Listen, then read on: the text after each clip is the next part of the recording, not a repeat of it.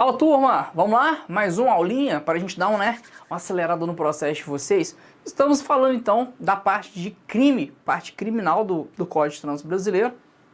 Vejam vocês que o aluno que chega nessa aula junto conosco, ele pode levantar algumas bandeiras, por exemplo assim, professor, o senhor não acelerou muito? Não, na verdade não. Na verdade nós estamos fazendo uma construção do conhecimento para que você, antes mesmo da gente entrar nos artigos iniciais do Código de Trânsito Brasileiro, você já tem um subterfúgio de compreensão do que é a legislação. Vejam vocês que grande parte de vocês tem a intenção de chegar num destino, chegar num ponto final de concurso. Então a gente pode aqui, nesse momento, falar de Polícia Rodoviária Federal, delegado de polícia, né? E não adianta, meu aluno, você querer enfrentar um concurso desse, uma banca CESP, Sebrasp da vida, e achar que é simplesmente assistir uma videoaula, fazer um resumo e chegar lá e fazer a questão e acertar.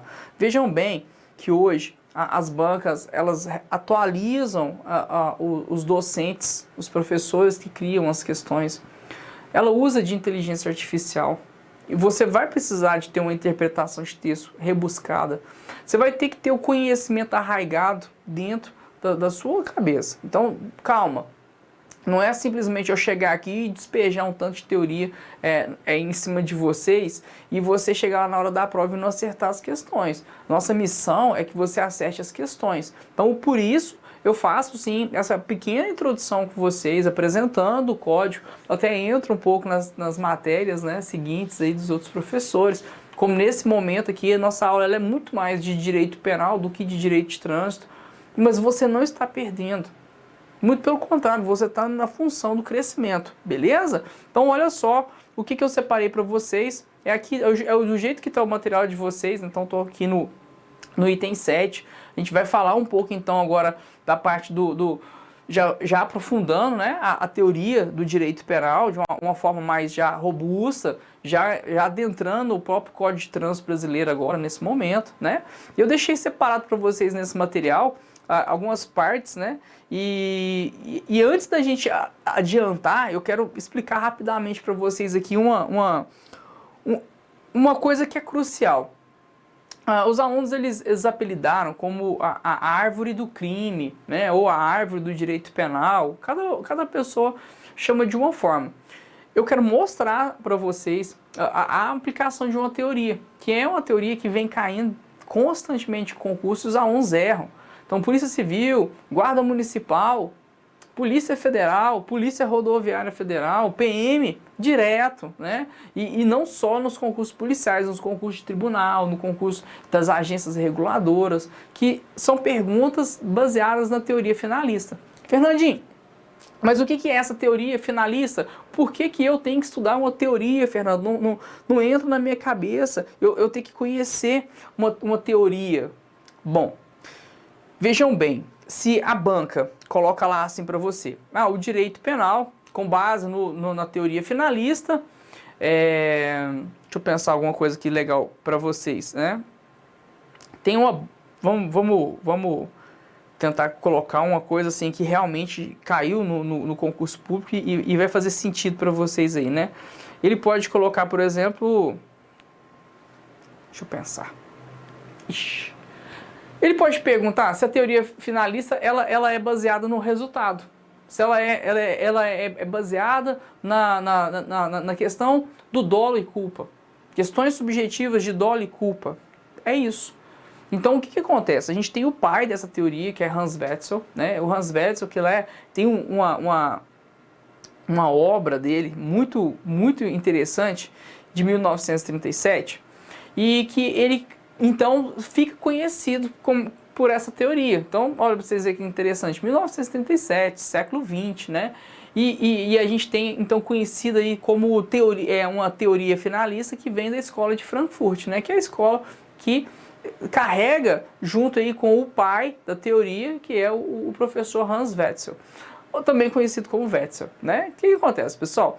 Esse professor, esse doutrinador, ele trouxe a questão que eu falei para vocês da aula passada, junto com a lesão ao bem jurídico tutelado, Aí você fala assim, Fernando, mas por que teoria finalista? Porque qual que é a finalidade de quem comete o crime? Qual que é o fim de quem comete o crime? O que ele quer? Então, quando eu saco uma pistola e dou 2 tiros numa pessoa, qual que é a intenção? Qual que é a finalidade? Qual que é o fim aonde eu quero chegar com essa minha ação? Com esse meu dolo? Então, a teoria, basicamente é essa. Ela liga, então, lá dentro do resultado do crime, né, dentro da tipicidade ali, conduta, resultado, nexo causal e tipicidade. Lá no resultado você tem o dolo, você tem a intenção de cometer um crime. E essa intenção, ela tem um fim, ela tem uma necessidade, ela tem um porquê. E aí você precisa saber. Então, a base da teoria finalista, do Hans Wetzel, Escola de Frankfurt, século XX, 1937, beleza? Ó, já dá para você começar, né, a organizar o conhecimento. E essa teoria finalista, ela traz para vocês um conjunto de regras. Então, aí eu acho, pessoal, que nesse momento seria interessante eu até abrir o quadro aqui para a gente desenhar um pouco isso, para você não ficar com dúvida. Ou então a gente usar o mais fácil. Eu vou colocar a lousa para vocês. Deixa eu colocar a lousa aqui para vocês, porque na lousa a gente tem essa representação. Ó. Então, nesse momento aqui, a lousa ela te entrega justamente o que eu acabei de falar com vocês, beleza? E aí dá para você entender um pouquinho melhor tudo aquilo que eu havia já falado para vocês. Então, vamos entender agora o que a teoria finalista ela traz de importante para vocês e a importância disso, né? E a importância disso numa prova de concurso público. Vamos entender então aqui de uma forma bem rápida, né? Deixa eu pegar aqui minha caneta. Eu vou pegar o tom vermelho mesmo. Deixa eu chegar para cá essa canetinha. Peraí. Aqui, opa. Ela não está me obedecendo. Ah, tá em cima. Tô pegando errado. Pronto. Aqui. Aí, ó. Então vamos entender agora, né, pessoal? Vamos lá, rapidamente, ó. Então, conceito de crime, segundo essa teoria que eu trouxe para vocês, né? Que veste, então, uma teoria que a gente chama ela de teoria tripartite. Professor, por que teoria tripartite? Não tem muito como você errar isso, né? Você tem que fazer curso para errar isso na hora da sua prova, né? Teoria tripartite. Por quê? São 3 partes. É uma teoria que ela carrega consigo 3 partes e essas 3 partes vão cair na sua prova. Você tem que conhecer isso aqui, tanto no direito penal, quanto no processo penal, quanto na legislação extravagante, quanto no trânsito. É importante você conhecer tudo isso aqui, tá? Vamos entender então primeiro a questão aqui do fato típico, né? Então o conceito de crime para a teoria tripartite, né? Segundo essa teoria que eu trouxe no início da aula para vocês, que é a teoria finalista do professor Hans Wetzel, o que a gente tem? A gente tem fato típico, ilícito e culpável. Então, essa linha, o crime ele tem que seguir essa linha. Ele tem que passar, então, por essas 3 fases. Por isso é uma teoria tripartite, ó. 1, 2, 3. Pessoal, se o crime ele não se amoldar a esses 3 pontos aqui, ele não é mais crime. Isso é importante, pessoal, porque vejam bem, se não tiver uma das 3 fases, o Estado não pode punir o autor. Então a gente está falando de punibilidade. Tá vendo? Começou a entender o que é cada coisa. E aí você vai aprender mais ainda agora comigo. Ó. Então, vamos pegar, pessoal, um crime que é o crime de homicídio, 121. 121 do Código Penal. Matar alguém, tá? E vamos fazer a avaliação dele dentro dessa matemática aqui agora, para vocês entenderem. Fernandinho, pode ser crime de trânsito também? Pode ser o de trânsito. Então, exemplo de trânsito, 302, que é o homicídio culposo na direção de veículo automotor. Né? Todos esses 2 crimes que eu estou trazendo aqui para vocês, dá para você fazer essa avaliação aqui. Então vamos entender primeiro aqui, ó, o fato típico. Fernando, o que é fato típico? Pessoal, o fato típico é um conjunto de situações, ou a gente pode falar também de ações ou de omissões, que quando elas são colocadas em voga, quando elas são executadas, elas têm que se encaixar num molde. Se elas não se encaixarem nesse molde, elas não podem, então, ser aplicadas. Então, a gente tem, então, o fato típico. O que é um fato típico? É o fato que está vinculado a um crime. Ele se relaciona, todas aquelas condutas dentro daquele fato, elas se relacionam com um artigo de lei que é crime. Então, o artigo 121, que está aqui, ó, matar alguém. Vamos agora entender, então, o que o fato típico traz para você. Ele traz uma conduta, ele traz um resultado. Esse resultado tem que ter vínculo com essa conduta. Então, a gente tem... Eu estou tampando, né? Não, estou não. A gente tem, então, o nexo causal. E a última função, ela tem que se encaixar em todas essas fases que nós passamos e ela chama de tipicidade. Então, o fato típico, pessoal, ele se amolda em 4 fases. A primeira fase é a conduta. Então, vamos entender aqui como que a gente pode dar um exemplo disso, né? Eu te dado o exemplo com o banquinho, vamos dar o exemplo agora com a arma. Então, cheguei ao restaurante, paguei lá pelo meu jantar, e ao sair, o manobrista raspa o para-choque da minha BMW. BMW azul Portimão. O cara raspou o meu para-choque lá na pilastra. Eu vejo aquilo, saco a minha pistola e dou 2 tiros no peito dele. Pou, pou. Conduta: 2 disparos de arma de fogo. Conduta. Então, ó, aqui, ó, conduta. Vencemos a conduta. Resultado. Qual que é o resultado? Morte. O Fernando Pessoa, que nesse caso entra um negócio interessante, que inclusive vem caindo muito em prova também, que chama-se elemento subjetivo, ou seja, o que está aqui dentro da minha cachola. O Fernando, ele teve dolo ou ele teve culpa? O Fernando, ele teve dolo, então, ó, elemento subjetivo do crime, dolo. É vinculado ao resultado. Olha tanto que é fácil de direito penal. Então, olha, conduta, resultado, morte. Morreu, matou uma pessoa, matou alguém. Artigo 121 do Código Penal. Beleza.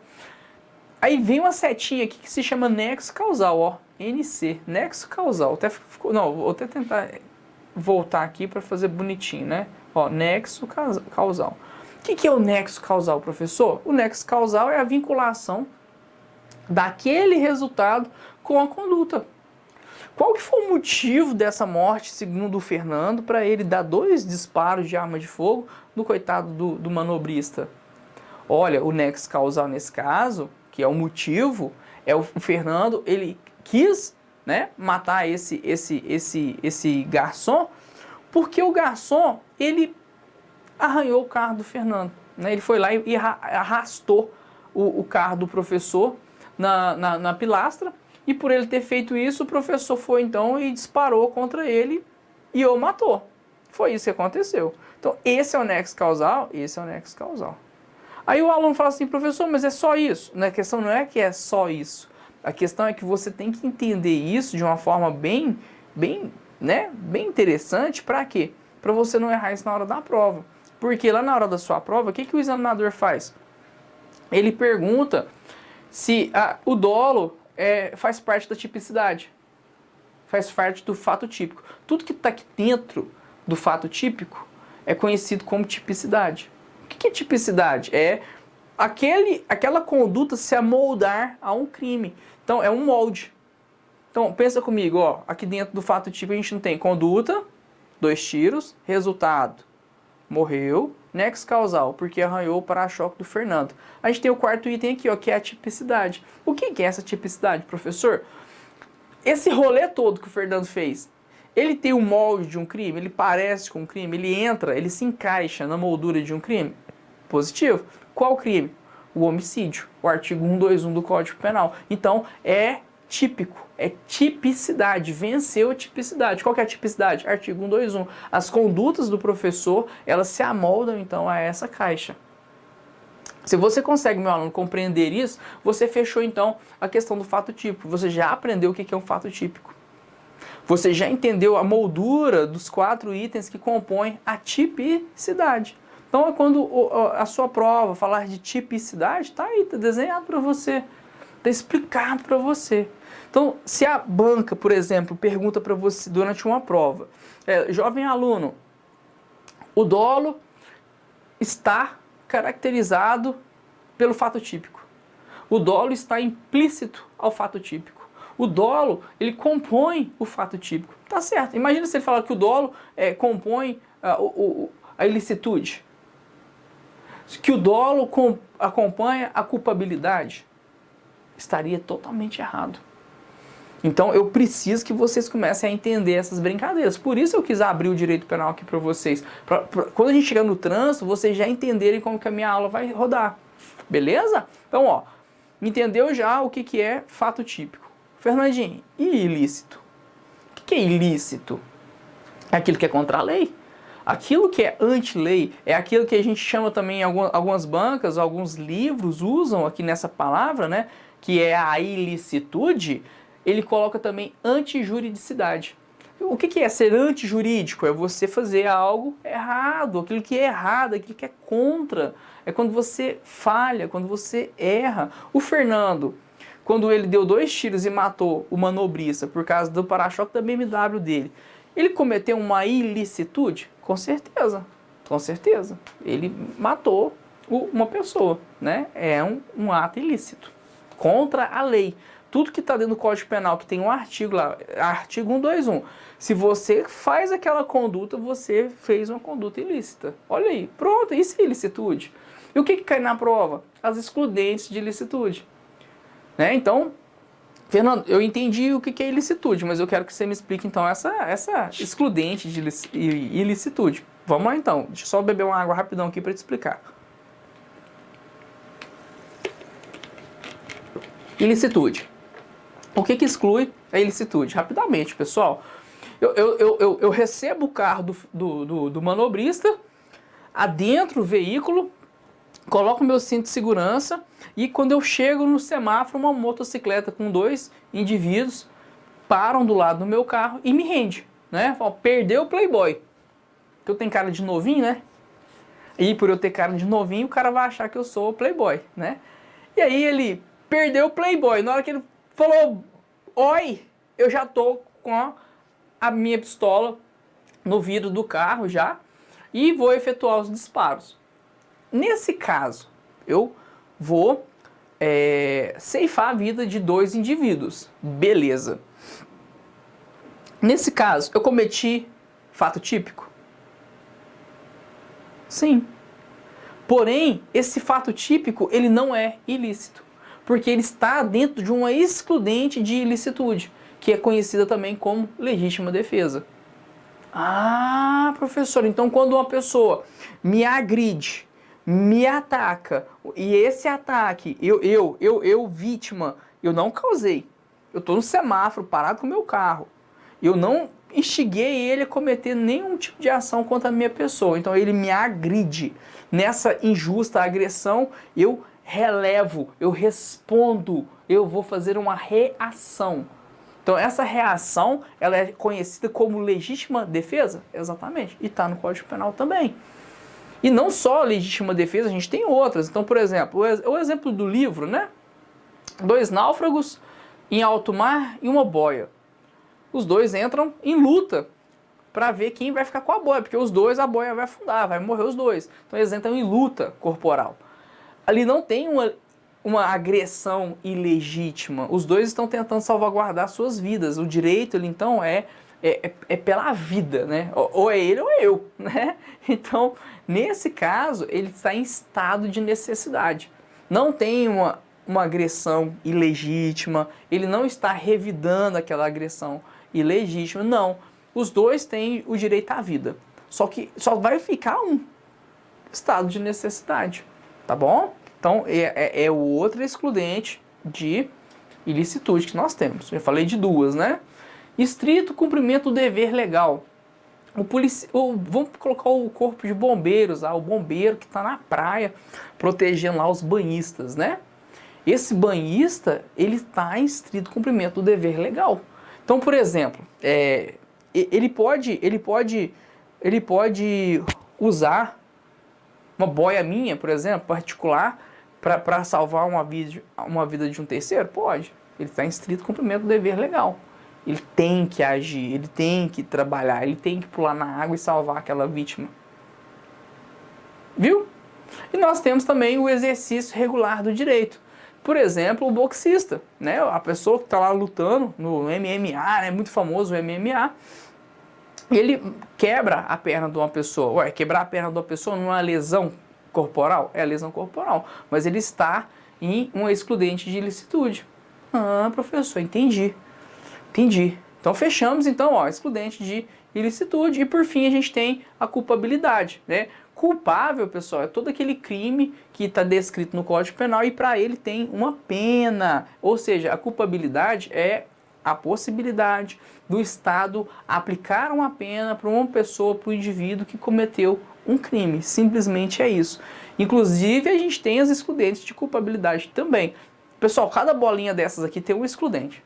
Você tem excludente de punibilidade aqui, ou seja, não vai punir a pessoa. Você tem excludente de tipicidade aqui, excludente de ilicitude aqui e excludente de culpabilidade aqui. Por exemplo, aqui, ó, o menor de 18 anos. A pessoa que ela é menor de 18 anos, ela não vai responder dentro do Código Penal. Ela vai responder lá no Estatuto da Criança e do Adolescente. Então, o adolescente que é menor de 18 anos, ele não responde no Código Penal. Por quê? Porque ele está numa excludente de culpabilidade que está descrita no Código Penal. Beleza? Tudo isso que eu falei para vocês vale para o Código Penal e para o Código de Trânsito também. Beleza, pessoal? Não errem isso, pelo amor de Deus.